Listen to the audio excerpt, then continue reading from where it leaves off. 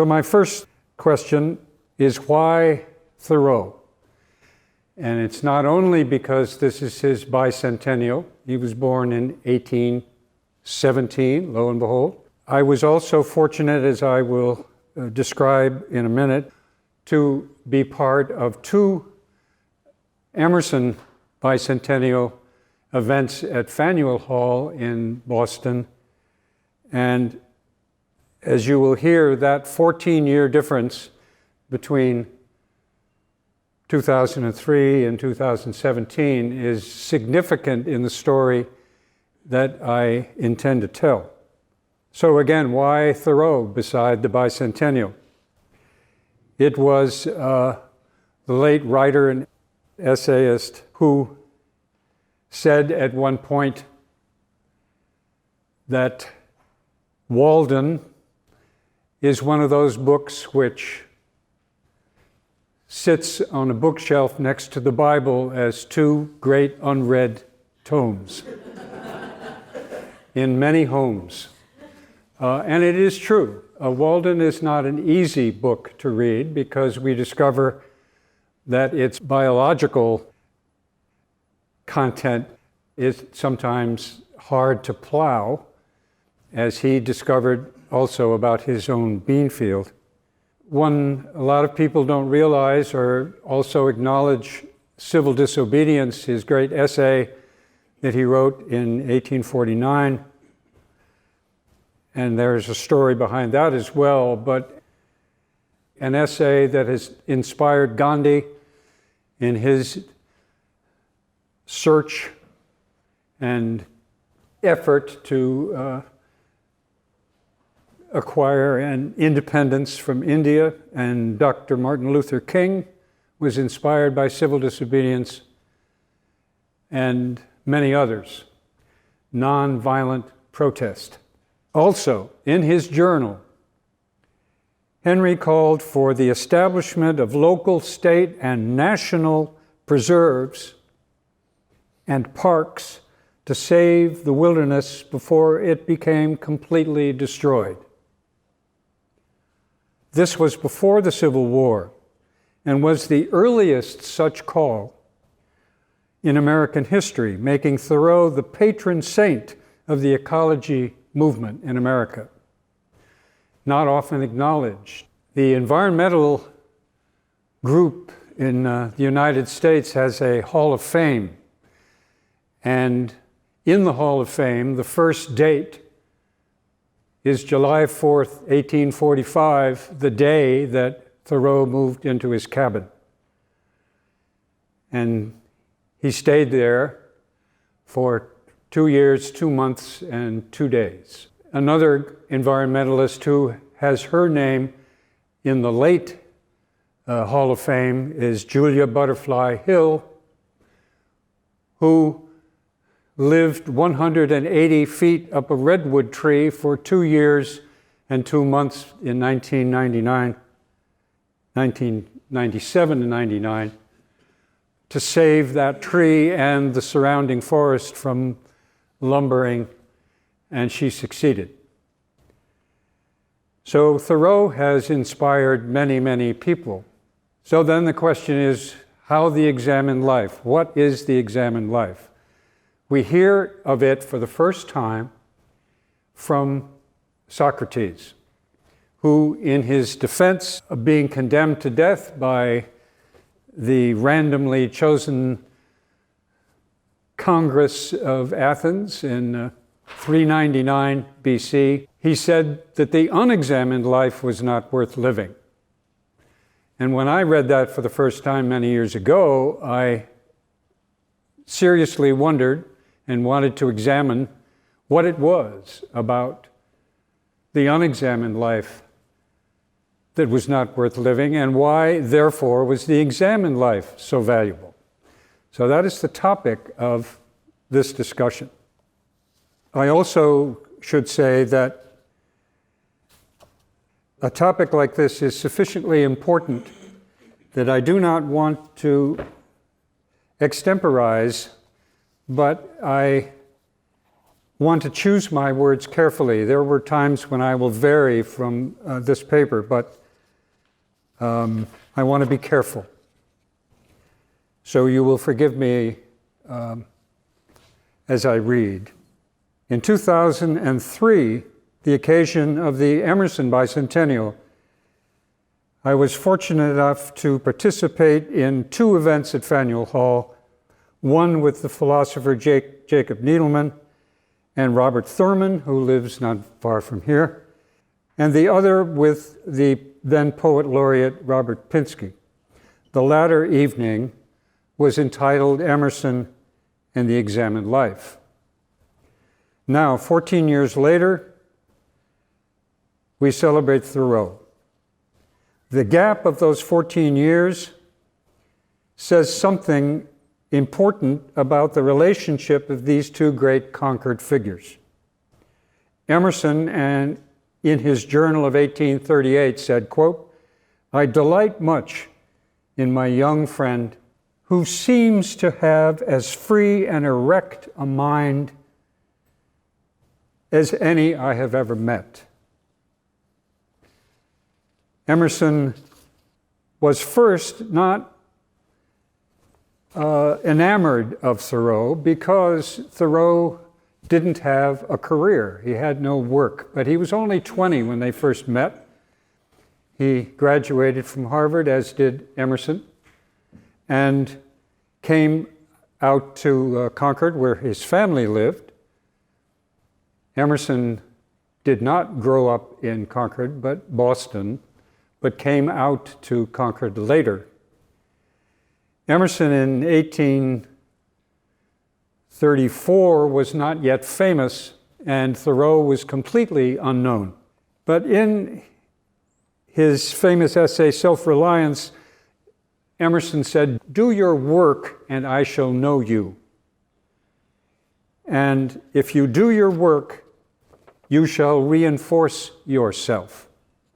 But what was Henry's work? Making pencils with his father? No. He did develop a very much improved pencil in the time that he worked with his father. And it was said, and this was typical of the accuracy with which Thoreau lived, he was able to pick out 12 pencils in one grasp from a box and put them out, or whatever they put them in, but he could feel 12 pencils at the same time. He could also walk off a piece of land without measuring, because he was a surveyor, but he didn't need tools. He was able to do it by sense. As Emerson talked with Thoreau in the first winter they were together, the differences between them became increasingly apparent. Emerson described the excitement he felt in lecturing, saying, quote, "The emotional urgency, the painting in fire of my thought, and being agitated to agitate," unquote. Henry thought that was nonsense. He felt that lecturing was artificial. It wasn't like having a conversation, clearly. What then would be Henry's proper work? Several influential events began to make that a little bit clearer. At one point, Emerson bought a portion of the Walden land surrounding the pond for $8.10 an acre, and later a woodlot, a large woodlot, for $125, and the spot that he chose was almost sacred to Henry, a place that he loved to be. And obviously this would be significant. You can't just build a cabin on anybody's land. At one point, his friend Ellery Channing said to him, after many, many walks through the Catskills and the Adirondacks, he would come back to Concord, and Henry was unsatisfied, restless, and Ellery said, "Look, there's nothing for you, Henry, but to go off somewhere in solitude." And that planted the seed for the cabin adventure, which we know, as I said, July 4th, 1845. And it turns out, given Henry's character, that after 2 years, 2 months, and 2 days, Emerson wandered down to the cabin one day and said, "Henry, I've been invited to lecture in England. Would you come back to the house and live there and take care of things?" Henry gathered up his belongings and went up to the house. Never went back to the cabin. It was September of 1847, and I think, honestly, that he didn't look forward to another winter. Now, Henry explained his sojourn, and this is where it gets serious, in these words, quote, "I went to the woods because I wished to live deliberately, to front only the essential facts of life, and to see if I could not learn what it had to teach, and not, when I came to die, discover that I had not lived," unquote. Now, when I first read that, the obvious question that came to my mind was, what does it mean to live deliberately? And clearly one answer is consciously, and another answer is perhaps forethought. Now, Laura Dassau-Walls, who has just written within the last month a new and very fine biography of Thoreau, which I recommend,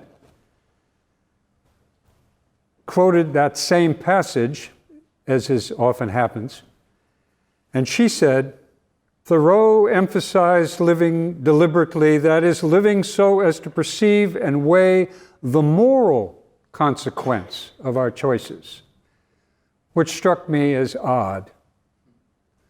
Why moral? So we'll come back to that. This is the examined life, and we will come back to the moral aspect soon. I want to return to a moment to 2003 at Faneuil Hall, when my friend Jacob Needleman wrote a fine book called The Heart of Philosophy. And the first words of that book is, "Man cannot live without philosophy." Now, we clearly know that's not, in some sense, literally the case, but what did he mean? And he meant consciously finding the ability to reflect, to not allow life to have its way with us, but to be able to step back, to withdraw, and think reflectively about what is going on.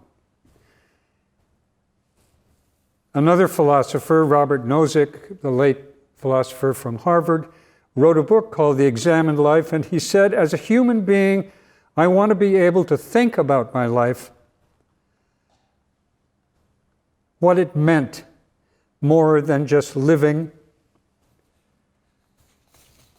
I want to be able to reflect on meaning and ideas,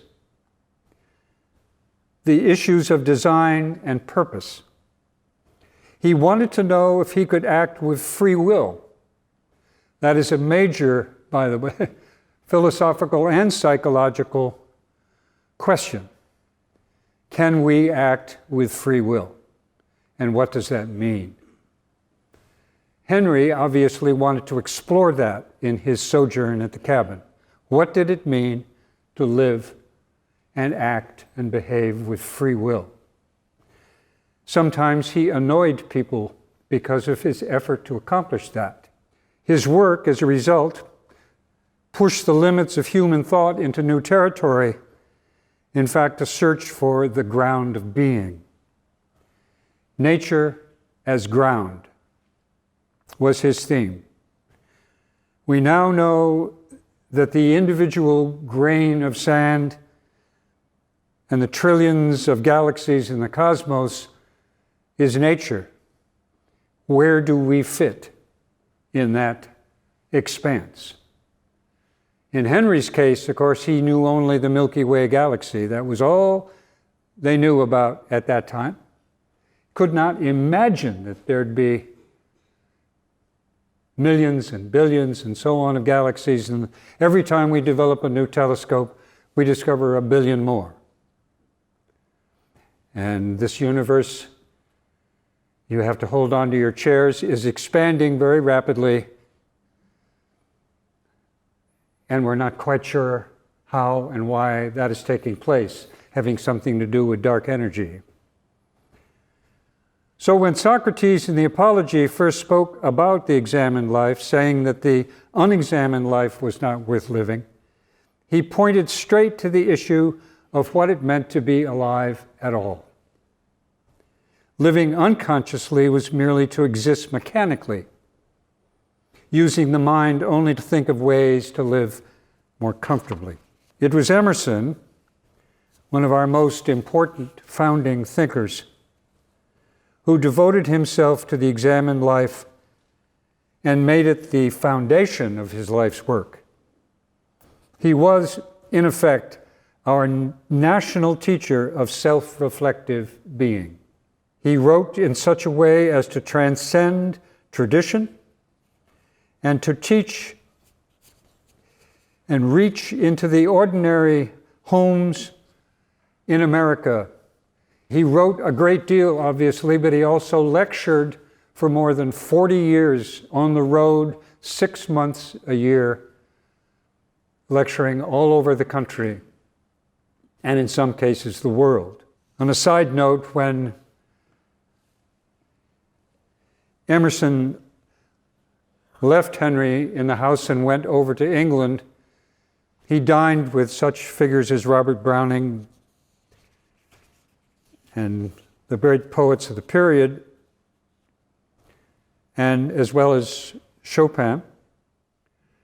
And there was a long talk around the table about the revolution that was about to begin in France, the revolution of 1848. And Emerson said, "I want to see it." And they advised him not to go. But a friend finally said, "I'll take you." And they went, and Emerson wrote back to the United States to his wife, Edith, and he said, "I'm standing on the balcony of my hotel on the Champs-Élysées, and they're chopping down all the plane trees to make barricades. I sincerely hope the revolution is worth the loss of the trees." We know that in Emerson's case, the death of his first wife, Ellen, at the age of 19 of consumption, literally changed his life. And it was, for him, a cause of great change. He resigned from the ministry, sold all of his goods, and on Christmas Day took a boat to Europe and took the tour. And he met some of the great figures like Coleridge and Wordsworth. And on the boat coming back, he began to write Nature, which was his foundational book, written anonymously, but also didn't sell very well, but everybody knew who wrote it and what it meant. He wrote at the time of an illumination, and it asks us the question, what is it that comes to an individual's life that suggests the possibility of an examined life? It doesn't just happen one day over breakfast. And the two causes usually are trauma and illumination, some spiritual event that changed the life. And in his case, Emerson's case, it was trauma, the loss of his first wife and his decision to leave the ministry which he had prepared for, and so on. And one November day walking on Boston Common in the twilight, he had what was written in Nature as the transparent eyeball experience. And in that particular moment, he said, "I am glad to the brink of fear. And all egotism vanishes. And I feel part and parcel of God." Now, the key to that is the loss of ego. Because what happens in the examined life is that often it is trapped in ego and we become self-centered and turn away from the world and life, which is obviously not a healthy thing to do. And there are quote-unquote experts who will say that an examined life is like navel watching. Too much interior thought, too much denial of the world. But in fact, the examined life is just the opposite, because it teaches us to see, to be present, conscious. And Henry and Ralph Waldo were both teachers of the examined life and drew around them what we call the conquered circle. And transcendentalism can, in fact, be defined as the examined life lived in the present. It's referred to as idealism in philosophy, and it counters materialism, in which we can say that in idealism it is consciousness that is reality, and in materialism matter is reality, and matter is dead, whereas consciousness is alive. And one of the things that has developed since the development of Einstein's work and quantum mechanics is that consciousness has come to the fore, as many of you in the room probably know, that a conscious universe allows it to exist. So the tension between those two views is what transcendentalism is all about. Now, in the case of Henry, a similar awakening experience occurred at Walden on April 18th, 1846. And let me quote what he wrote in his journal. "The morning must remind everyone of his ideal life. We can then see aurora. The morning brings back the heroic ages of the Greeks. Heroic because in the morning things seem possible. And our will revives." And then this sentence, "I know of no more encouraging fact than the unquestionable ability of man to elevate his life by a conscious endeavor." The word conscious is crucial there. "All memorable events in my experience transpire in morning time." Now, where did that come from? Where did that language come from? So I have to pause here to say that I don't know how many of you in the room know about Alexis de Tocqueville, the French politician and functionary and historian, who was asked by the French government in 1831 to come to America and travel around and examine the American prison system, which he did dutifully, but he also traveled throughout America. He went into the South, he looked at slavery, he came back up to the North. He took note of the culture that America was trying in 1831 to create. And I want to read to you a portion of volume 1 of his 2-volume set called Democracy in America. From the moment when the exercise of intelligence had become a source of strength and wealth, each step in the development of science, each new area of knowledge, each fresh idea had to be viewed as a seed of power placed within people's grasp. Poetry, eloquence, memory, the beauty of wit, the fires of imagination, the depth of thought, all from the moment when the exercise of intelligence had become a source of strength and wealth. Each step in the development of science, each new area of knowledge, each fresh idea had to be viewed as a seed of power placed within people's grasp. These gifts, which heaven shares out by chance, turned to the advantage of democracy, and even when they belonged to the enemies of democracy, they still promoted its cause by highlighting the natural grandeur of man. Its victories spread, therefore, alongside those of civilization and education. Literature was an arsenal open to all, where the weak and poor always find arms. The reason I wanted to read that is that in the present climate in which we find ourselves, we feel we are in eclipse. These seem dark days.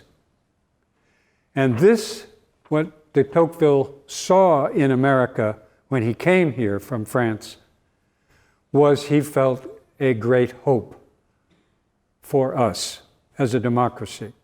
And this passage is too long to be a tweet, but I'd certainly like to deliver it. So, what we may see in the reflected light of the faculties of minds like that, instinct, intuition, memory, discrimination, creative imagination. If we are attentive, we may also observe the fragmented operation of the ordinary mind as it rides along with us all day. As strange as it may seem, most of what takes place in our minds all day is really none of our business. Your laughter suggests that you recognize something there. It's just stuff circling around, rambling tape loops of commentary, or what some have called roof brain chatter. And unless we're careful, we may even welcome and entertain these thoughts, allow them into our home, our mental house, even as they are uninvited guests. And if we're not careful, they will take over and make a terrible mess. So in effect, as Emerson told us, we are truly identified by what we think about all day. That's who we are. Ask yourself, what do I think about all day? And you say, well, I have a very demanding job. I think about that job much of the day. Okay, fine. But what about that job? What about the people you work with? What about the detail and so on? And so if, in fact, you don't allow yourself time to reflect, and by reflect, I don't necessarily mean meditate in the traditional terms of spiritual work, but the idea, as Emerson said in Spiritual Laws, when the act of reflection takes place in the mind, and we look at ourselves in the light of thought, something important may take place. Now, there's something interesting about that particular expression. He didn't say, when I sit down to think. No, he doesn't say that. He says, when the act of reflection takes place in the mind. So, for example, Emerson, his daily routine, and also Thoreau's, because I talked about it a lot, after breakfast, which for Emerson was a large piece of freshly made apple pie and a mug of coffee, he sat at his round table, which in fact rotated, so that he could always call upon his copy of the Bhagavad Gita that he kept on his table always, and he would pause, and he would wait. He would wait for the act of reflection to take place in his mind. And then he said, and when we look at ourselves in the light of thought, we can learn something about ourselves. When we look at ourselves in the light of thought, who is looking? It's not the ego that is looking. The ego wants. The ego desires. It wants to get up, have another piece of pie. But when the act of reflection takes place in the mind, and we look at ourselves in the light of thought, something may take place that is worth watching. So there is a great deal in the examined life of simple observation, simply a process of watching the mind at work, but leaving it alone to clear out the random thoughts. Oh, what he said to me yesterday, he called me old, and he's nothing but a little fat person out there in North Korea, and that goes on in the mind all day until it gets out to us. Well, there is a discipline involved in this process that is useful. As they got to know one another, one day Emerson said to Thoreau, "What are you doing now?" And when he didn't receive an answer, because Thoreau had none, "Do you keep a journal?" And Thoreau said no. Emerson said, "I recommend it. My journal is my savings bank, where I keep the thoughts that arise in mind."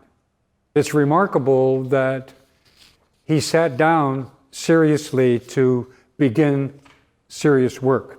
I wanted to live deep and suck out all the marrow of life, to drive life into a corner and reduce it to its lowest terms.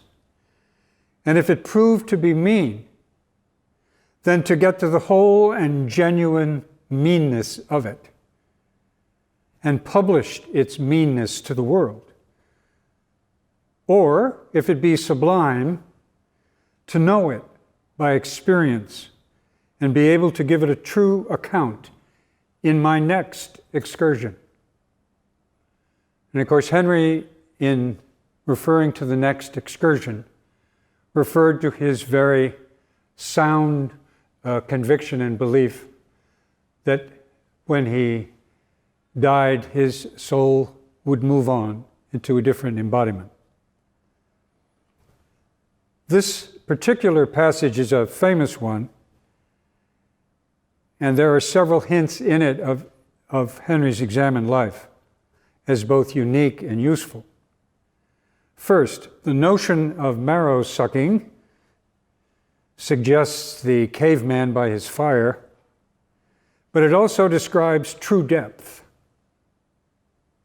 getting to the carefully protected nourishment of life's essence, trapping that essence to reveal its truth.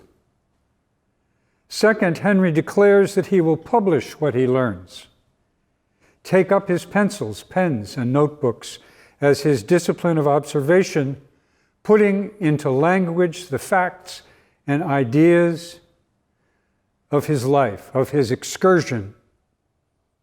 And when he was asked on his deathbed what would come after his life, he replied, "One life at a time." A wise reply. But let's go back a moment to the question of Henry's work. And obviously his work turned out to be the writer, Thoreau the writer. And the time in the cabin allowed him peace and quiet and solitude and to develop his skill as a writer. He did not publish successfully for a long time. He said once, "I have 900 books in my library, 700 of which I wrote myself." To a slightly less tragic extent, I sympathize with his point of view. But when Emerson asked, "You keep a journal?" one of the first things he wrote in the journal was,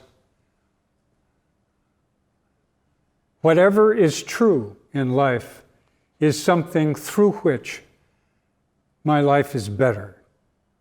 He was able to measure abstract truth by a measurement of what made his life better. That's a useful guide, I think, simply because truth is a difficult word to define. So Thoreau, the writer, was born. Overarching all of his written work, and work it was, is his determination to live deliberately, to front the essential facts of life. And what we learn is that it is nature in its detail that was essential to Henry. Not just the date and time that a bird returned in the spring, or when the ice at Walden Pond broke with loud, thunderous cracks in the spring.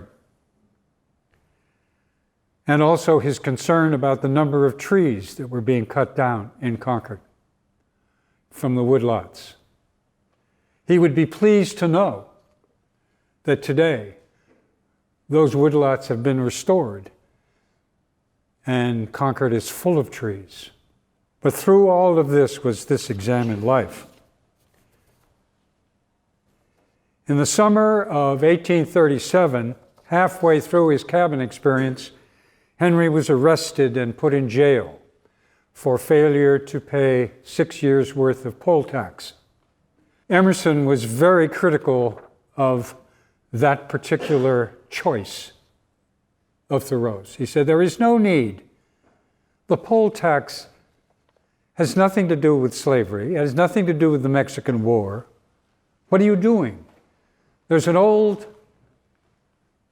rumor, which is untrue, that Emerson went down to the jail and looked in and said, 'Henry, what are you doing in there?' And Henry replied, 'What are you doing out there?'" Funny, but not factual. But at any rate, Emerson was critical.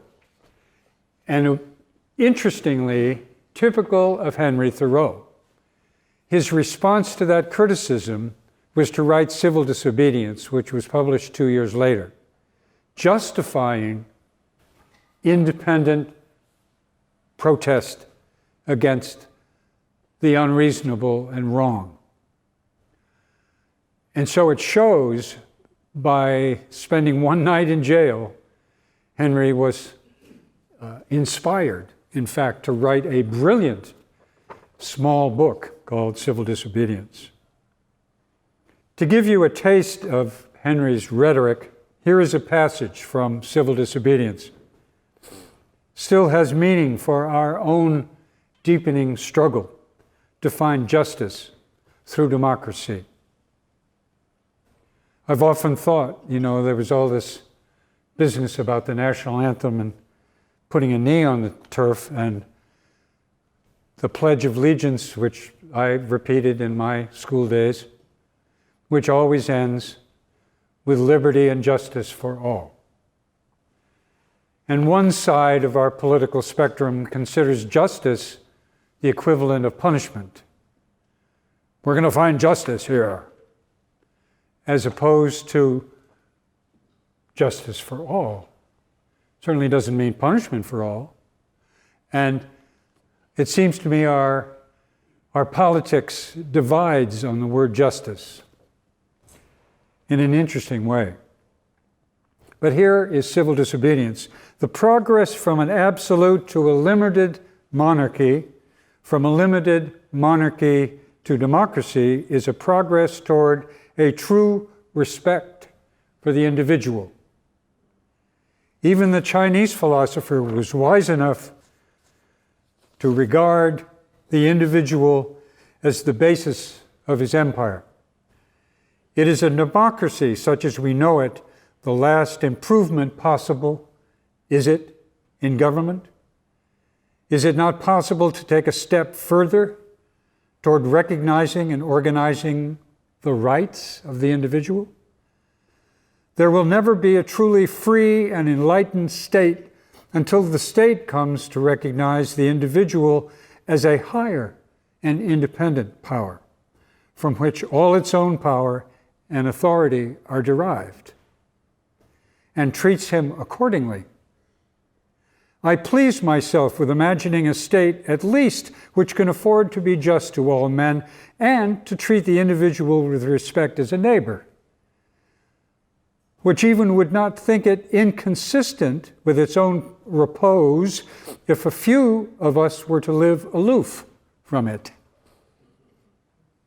not meddling with it now, not embraced by it, who fulfilled all the duties of neighbors and fellow men.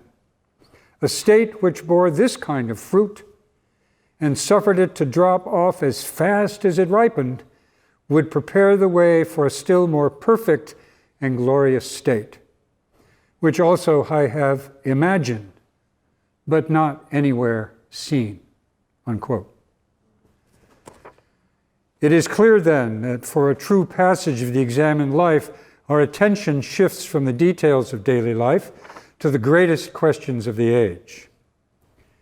In the next decade, Henry wrote in his journal, edited Walden, organized meetings against slavery, helped escaped slaves through the Underground Railroad, of which Henry was an active participant as it passed through Concord.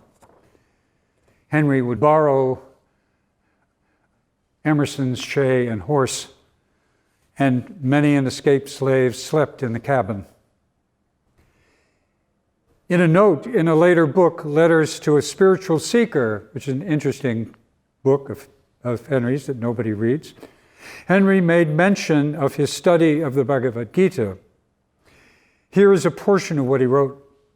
Quote, "To those who have never been accustomed to the separation of the mind from the notices of the senses, it may not be easy to conceive by what means such a power is to be attained, since even the most studious of men of our hemisphere will find it difficult so to restrain their attention, but it will wander to some object of present sense or recollection.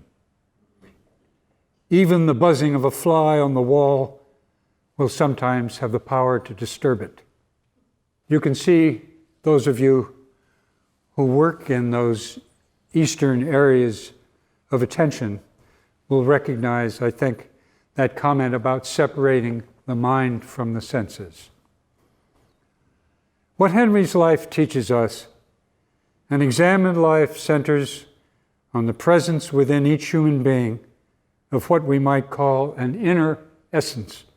Call it soul, spirit, ground of being. Even though we don't speak much about soul in this culture, we use the term to name some quality of centeredness, something to be held firm within, not to lose.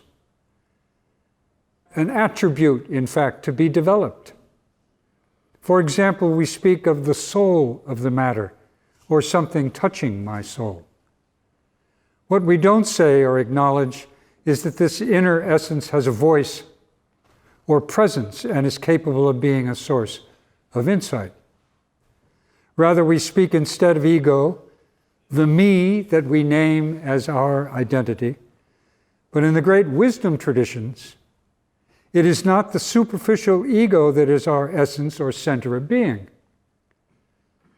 The ego is what wants, what claims, what is hurt and offended. The innermost being or essence does not want or claim or is capable of hurt. It is capable, however, of being ignored, in which case it sleeps. An example of that is when the Buddha was asked who or what he was. He simply replied, "I am awake," speaking from his soul. As some traditions, this inner being is referred to as a witness or an observer, one who watches while the ego in its fussing mind and busy body takes charge and tries to run the show. To combat this effort at control, we can choose the exercise of meditation to busy the still mind, settle the body, and while watching the breathing, come to ourselves. And it is in this mode of being that we have a chance to wake up. In addition, we acquire relation to our surroundings to clarify the reflective awareness. Henry's examined life was linked to nature in all of its aspects. He could walk along a path and pick up 5 Indian arrowheads that nobody else saw. He once said to Emerson's son, Edward, who was, before he started off to college, going out to the Rocky Mountains, and Henry gave him an arrowhead and said, "Show it to some of the natives that you find there and learn how it is made." A nice gift. As an example of the last assertion, I reference the question that Aunt Louisa posed when Henry was near death as to whether he had made his peace with God. And he answered, "I did not know that we had ever quarreled." A vivid example of an answer arising from his ground of being. It was a knowing who he was.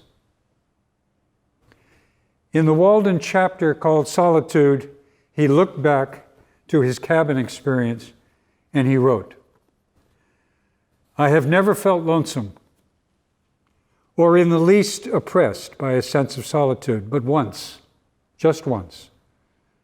And that was a few weeks after I came to the woods. But I was at the same time conscious of a slight insanity in my mood and seemed to foresee my recovery. In the midst of a gentle rain, while these thoughts prevailed, I was suddenly sensible of such sweet and beneficent society in nature, in the very pattering of the drops, and in every sound and sight around my house. An infinite and unaccountable friendliness, at all at once like an atmosphere that sustained me, has made the fancied advantages of human neighborhood completely insignificant. And I have never thought of them since. Every little pine needle expanded, swelled with sympathy, and befriended me. I was so distinctly made aware of the presence of something kindred to me, even in the scenes which we are accustomed to call wild and dreary, also that the nearest of blood to me and humanist was not a person nor a villager, that I thought no place could ever be strange to me ever again." Unquote. As a published writer, his work was not an immediate success, as I pointed out. He used his cabin time to write his first book, A Week on the Concord and Merrimack Rivers, which he self-published. The experience later inspired Walden, published in 1854, but didn't sell. The greatest difference between Thoreau's time and our own is our expanded knowledge of the universe. Thoreau would certainly not have made sense of the galaxies that we confront, granted at a distance. But if we wish to be a part of a universe that has meaning, I believe quite deliberately it is wise to add the principle of deliberation to our lives, as well as to the nature and the universe. Henry strongly believed that the universe was deliberate, not accidental. Thoreau died too early, only 44 years in his deliberate existence. In his eulogy, Emerson, then 58, wrote the following: "The country knows not yet, or in the least part, how great a son it has lost. It seems an injury that he should leave in the midst of his broken task, which none else can finish, a kind of indignity to so noble a soul, that he should depart out of nature before yet he has been really shown to his peers for what he is. But he, at least, is content. His soul was made for the noblest society. He had, in a short life, exhausted the capabilities of this world. Wherever there is knowledge, wherever there is virtue, wherever there is beauty, he will find a home." In your travels, I recommend a visit to Concord, Massachusetts. Visit Walden Pond and the site of the cabin, which will be marked by an impressive cairn, a pile of stone of all sizes, some inscribed, some not. And then visit Sleepy Hollow Cemetery, where you can pause at the huge granite stone marker marking Emerson's grave, and then come down the path to find the tiny stone marker 7 inches high and 7 inches wide that merely says, Henry. And with few exceptions, there is always a flower or a small stone left in honor and gratitude for a deeply lived examined life. Thank you.